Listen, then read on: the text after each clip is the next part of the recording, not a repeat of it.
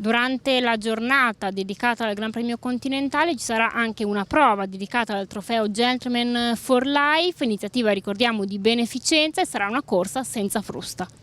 Sì, il trofeo Gentleman for Life è un'iniziativa che è partita da Hippo Group Cesenate in collaborazione col Gentleman Driver Club Emilia Romagna, e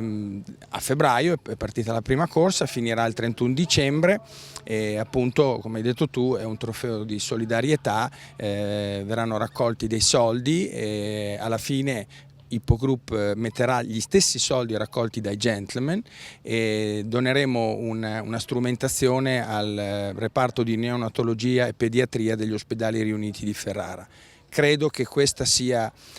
una delle strade importanti che i Gentleman devono percorrere: divertimento, passione, sportività e solidarietà. Bene, ringrazio Michele Canagli e per il momento è tutto.